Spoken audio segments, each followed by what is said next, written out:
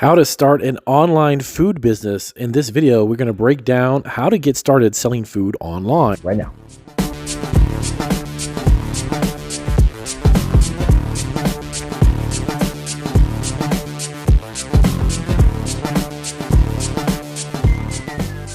All right, guys, so welcome back to Marketing Food Online. So as I mentioned in the introduction, this video is going to be all about making it profitable for you to sell your food product either on retail or an online e-commerce business. So can you make money selling food online is the specific question that we got asked from one of our subscribers on one of our other videos. So I wanted to dive into 10 things, actually 12 things that you need to be aware of in order for you to understand what is the most beneficial for you when you first launch a food business, specifically selling packaged food products.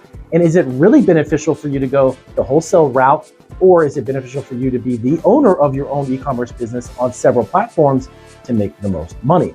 So before we do, as always, definitely hit the subscribe button if this is your first video and the bell notification to check out all of our videos as we upload them every single week. And of course, check out our podcast and the numerous resources that we have down below. On our website, we've got our podcast, we've got a blog, all kinds of free information. Check out those links down below and see what actually works for you. So number one, shelf space. So the one thing that most food entrepreneurs don't think about when they start to sell or want to sell to a retailer is going to be shelf space. I actually wrote shelf life. Shelf space, sorry about that, guys. Shelf space. Now, why is that so important, shelf space? It's very limited when it comes to retailers. What that means for you as a business operator trying to sell the most of your food products is that when you work with retailers, they're only going to buy a very limited quantity of products, put them on the shelves, and in the hopes of course, traffic that comes to the store, people buy your product, and then you replenish them. But the problem with that is as you are the one making your individual packaged food products and making them in small batches, the smaller amount of space you have available, well, the most minimal amount of products you'll have the opportunity to sell. I personally have worked with retailers when we first launched our business, and we were only allowed to put about 10 to 12 bags of our product on the shelf, which was, of course, very constricting. If they sold out within 2 days of having 10 or 12 bags, then we had to make the new product, get it back to them either in through the logistical system or the warehouse, or bring it to the store, however they wished that we had them do that. But what it did is actually limited the amount of product that we potentially could sell to more customers. Shelf space is very limited. When it comes to the grocery stores, they only have so much physical space within the store itself. Even if you had only 3 or 4 or 5 stores, you're still very limited as to how many units you could put on the shelf, which constricts your business dramatically. This is specifically when, of course, you're just starting. So number 2, foot traffic. Now, I just kind of sort of touched on this a little bit. Foot traffic, what is that? That is the amount of actual customers they physically have coming through the store on a weekly basis. So let's say, as an example, you had 5 retail locations and you produced 20 bags for every store. Well, they've got about several hundred to maybe 1,000 people who walk through that store every week. But of the many, how many are actually looking for the product that you're making? If it happens to be a hot sauce, well, there's probably 5 or 6 other hot sauces on the shelf. So the foot traffic that comes through the store can also be an actual limiting thing for your food product, because every store location has a fluctuation of how many people come in and out every single week, right? So if you've got 5 stores, at the most, let's say they get 1,000 people walk in the store a week, you're only going to get your product exposed to 5,000 people. That may seem like a lot of people, but to be honest with you, it's not. Because of that foot traffic, it dwindles down to how many people are actually looking for your particular product in that particular store. So that is something that's also limiting in comparison to being online. So when you're online, you have an opportunity to be in front of hundreds of millions, and I'm going to get to that just in a second, literally hundreds of millions of potential eyeballs when you're online. So that drastically increases the odds of you selling even more of your product from you directly to your customer through these different platforms online. Now, let's go back up here to shelf space. That's another reason why it's very important too, that kind of comes into traffic, is that online there is no shelf space. You could create a listing of a single product and you've got maybe 20,000 units ready available to be shipped, or even 200 units or 2,000 units, whatever it may be. That doesn't constrict you because you don't physically have to put the product on the shelf, limiting the amount of product that someone could buy. So if, let's just say someone enjoyed your product and love it, but you've only got 10 bags. Great, well, they sold out of those 10 bags and now they're gonna contact you. And there's a huge amount of time between the time that you're gonna replenish that product to other potential customers to buy it. When you're online 24/7, every single day of the year, every single day, you've got an opportunity to be exposed to hundreds of millions of potential customers. So number 3, you don't need a buyer's approval. This is something that many people do not like. You work with a buyer for a certain chain. You work with a buyer for a restaurant. You work for a buyer with a retail store, and they're going to say, you know what, let me see what I can do. I'm going to try to bring in as many products as I can. I'll get back to you when I can.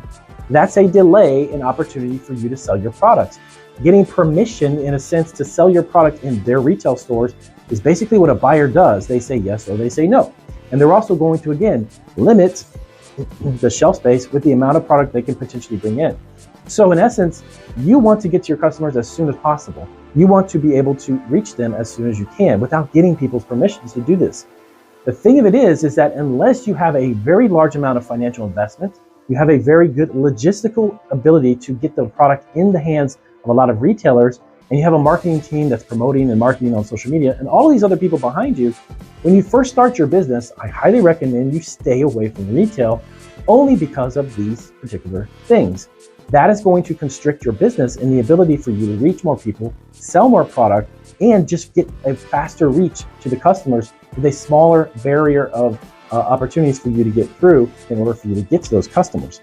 So no buyer's approval. When you're the one running the show, like for me, I've got my 6 e-commerce businesses. I can do whatever I want, when I want, and put up products without having anybody giving me a thumbs up or a thumbs down. That is the ability of an e-commerce business in comparison to a retail store.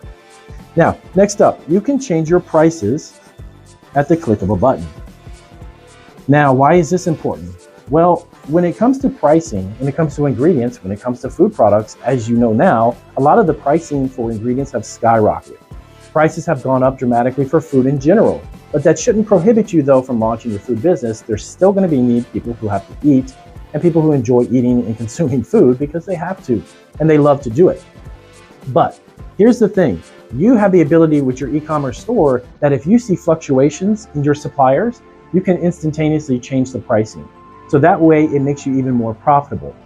As you go through the route of a retail store, they could be putting in purchase orders that they're going to lock in a certain price. And 2 or 3 months down the road, you may see an increase in an ingredient, but that store over there, you've already promised to put 500 units in their store. And at a certain price, they've already either purchased it or given you a net 30 or net 60-day payment. In that case, you're looking at an increase in a lower profit margin for yourself and an increase in your actual ingredients. So you can change the price. If tomorrow my chocolate pretzels went up double, I could go on to my stores and easily change them within a matter of minutes. So I'm still remaining profitable. I can increase the price point, and I don't have to go through this huge regimen of trying to get a store to either pay me more or get out of a contract where I've actually locked in a certain price. That can be very non-profitable move and not make you as much money. So changing the price is number 4. Number 5, this is kind of a fun thing. You can introduce new products instantly, okay? This is another thing you don't need permission for. So for instance, if you're creating a trail mix and you've got 3 new flavors, if you go through a buyer to get to a retail store, they may say, hey, Damien, you know what? I've got 2 of your flavors already. Not really interested in the other 3, but maybe hopefully I'll get some space on the shelf 6 or 8 months from now. No, that doesn't fly with me because I have 3 flavors that I want to introduce and I want to test them out and see how they go. You have an e-commerce business, guess what? All it is creating a listing, setting your price, optimizing the listing with information and keywords and descriptions. From there, you already have access to even more customers with your brand new flavors without getting approval from a buyer.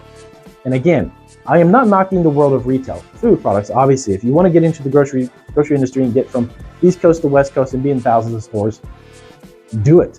But when you first start, it's going to be very difficult for the small business operator who's creating food products to get their foot in the door because so many people want to be in stores. This gives you, the internet has given you the opportunity to compete with big stores and big box brands at the split of a second, creating a store on Amazon, creating a store on eBay, creating a store on Shopify, making your own website, getting on social media, selling food on Facebook even, Instagram, wherever it is that you may be. But you can do it much faster on your own, okay? So you can introduce new products. That's fantastic. Number 6, bundles.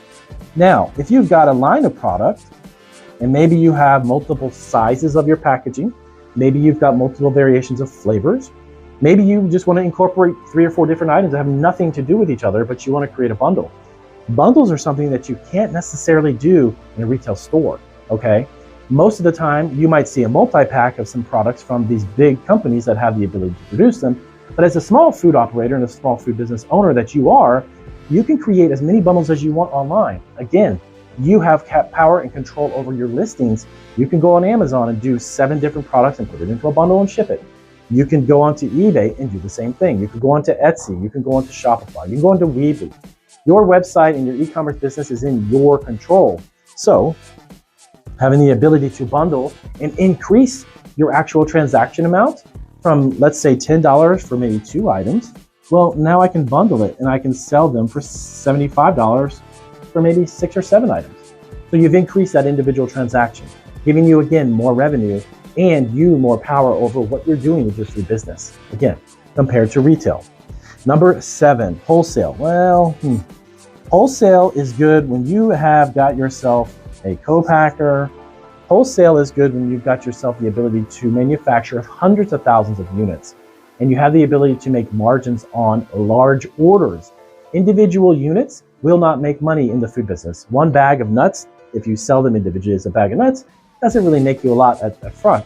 But if you go the wholesale route, you could potentially make money, but it has to be really large orders. That sounds good, but how are you going to make them? If you don't have a co-packer, a private label company, or somebody behind you producing them, wholesaling can be a very loss profit type of concept when it comes to very small food businesses, because you're not going to make the profits on individual units. You have to be selling thousands of units at a wholesale price to a retailer who is then going to sell it at the retail price that you could sell it at online. So when you sell wholesale, they're going to get it at a discount. For people who don't understand this concept really quick, I'll give you a rundown. So for instance, if it costs you $1 to make a product and you sell it for $4, what they're going to do is to say, I'll give you $1.75, maybe $1.99 or $2. That's it per unit.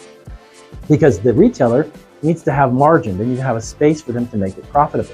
So then they're going to charge it for the retail price that you could have done online. When you, again, have your own e-commerce store, you can dictate the price and the retail price point and make more money than you would have by selling it at wholesale. Okay? Now, next up, package changes. So package design. Now, from time to time, as a food entrepreneur, you will change your package design. Well, guess what? Sometimes that actually causes issues with retailers, believe it or not.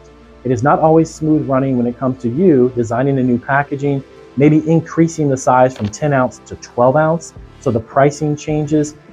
That is something that has a problem sometimes in the logistical pipeline of getting the product to the retailer without having it cause any problems. A lot of times when you change size of a packaging, that throws off the wholesale pricing, the retail pricing, and the retailers don't exactly love that. Unless you're obviously some big company like Frito-Lay or Nabisco, that is different, but you're not. You're a small food packaging business. So by you changing your packaging, that is something, again, you can easily take new pictures of your image, upload it onto your website, change the price point if you need to, adjust it, and you're good to go. Very simple, very fast, very effective way to change it if you happen to do that. Trust me, from time to time, packaging will change. As your company evolves, it just does happen. So next up, number 9. This is a big one that I actually learned the hard way. Shelf life. Okay, so shelf life and loss of revenue. So let me give you a scenario. So you create a product and it has maybe a 2 to 3 month shelf life. Okay, so you get that into the retail stores, people are loving it, et cetera, et cetera. But guess what? Not every single unit's gonna sell. Now, the problem with this is that the shelf life, when a product expires or has a best buy date, retailers will pull it off the shelf, obviously, if it's reached that time. Most retailers will do 2 things, one of 2 things. They're either gonna ask you, hey, you know what, Damien, we had about half a dozen or 600 of these units in all of our stores, it didn't work out, so you need to send us a credit back. The retail stores normally will not eat that money. If they fronted you the money and it doesn't sell, most of the stipulations and contracts with retailers, the one I dealt with specifically, I had to give them either credit or go to the store, pull the product off, and replenish it with new product. Well, guess what? That is a loss. All of those units that you had to pull off and throw into the trash have now cost you time, labor, packaging, labels, resources, everything that you could think of that you're going to lose. You're going to take that and put it into the trash and lose money. Now, why is that different than e-commerce, Damon? Well, here's the beautiful thing. So let's say that same type of a product, you produced a small amount of them, but you put it on your e-commerce stores. And again, we go back to some of the basics up here at the beginning. You're reaching hundreds of millions of people, and you have maybe 100 to 200 units.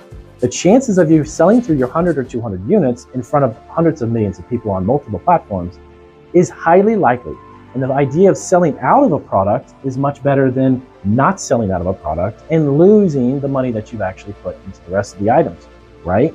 So this will give you the opportunity to actually not have much loss, if any, if you produce a smaller amount. Now, what's even better is if you own a business that's made to order. Our business actually operates like that, very similar to a restaurant. So you go on our stores and guess what? You're going to place an order for chocolate covered pretzels. I see that. I have myself and my wife and our part-timers come in. We make that product, we package it, and we put it and ship it out. So I have almost zero loss of any ingredients or any packaging because I don't make anything until it's ordered. If you operate your e-commerce business that way, then your loss is going to be next to nothing, right? And again, as a small food business operator, every penny counts and you don't want to be throwing money away. That's another benefit of being online instead of retail stores. Now, number 10, the beautiful thing of e-commerce is it's less people between you and your customer. What does that mean, Damien? Well, here's another scenario. When you have an e-commerce business, you have a customer who comes to your platform. Let's say your Amazon store. I like to use that as an example all the time. Amazon's little tiny fee that they charge me to sell my chocolate pretzels to my customer is the only thing standing between me and my customer. That's it. If you start to sell your product to retailers, the potential is this. You're going to have distributors, food distributors that want to buy your product. They're going to buy it in bulk and they're going to buy it for next to nothing from you. And then they're going to mark it up and then sell it to the retailer.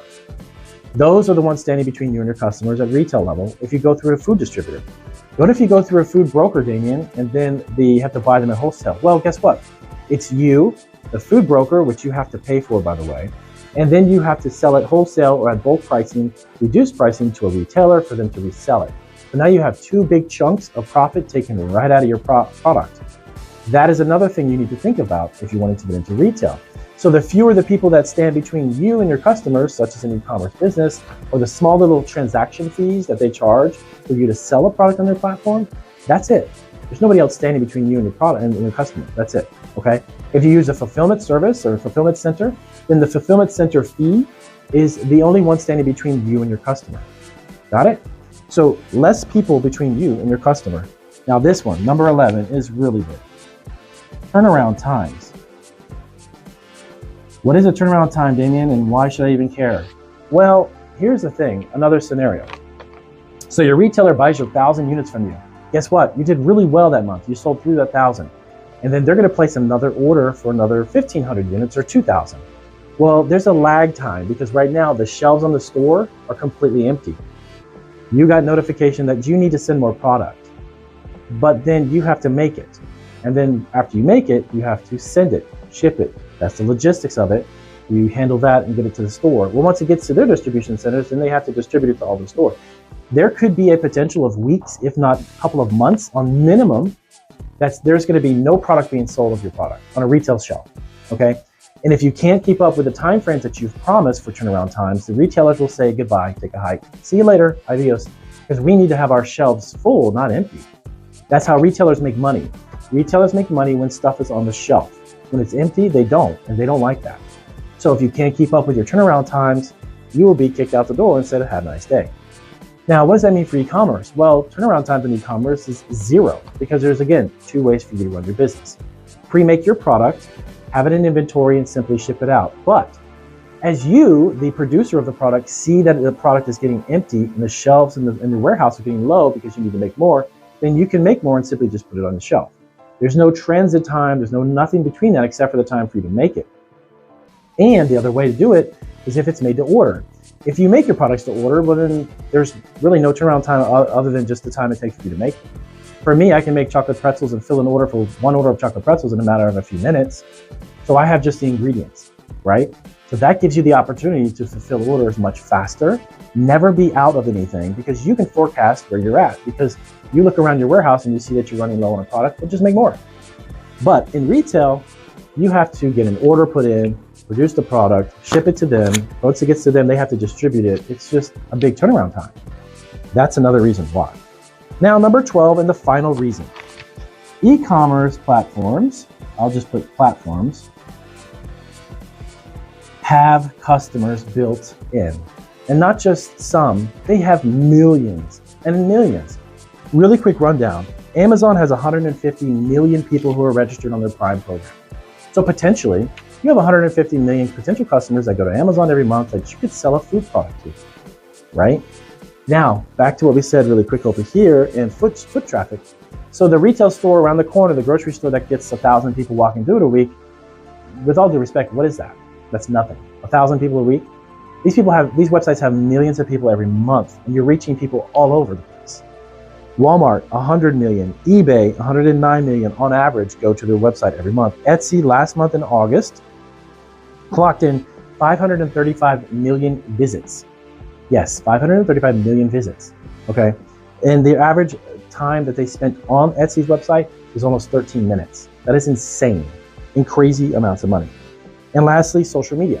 If you're on Instagram selling stuff, millions of people. Facebook selling stuff, millions of people. But just imagine if you were on all of these, every single one of these, you're talking hundreds and hundreds of millions of people that your food product is sitting in front of with the potential to sell it. So, can you make money selling food online? You're darn right that you can. You can make a lot of money selling food online. So food wholesale profit margins are way lower when you've got more people standing between you and your customer. So take in mind all of these little bits of information. Understand the ideas behind how it really works when you're starting off with your food business. So if this is, like always, was profitable, was this helpful, let me know down below with a big thumbs up. If you have any questions about what I just covered, please let me know in the comments section. And of course, if this was helpful, we always appreciate and thank you guys so much for everyone who has already given us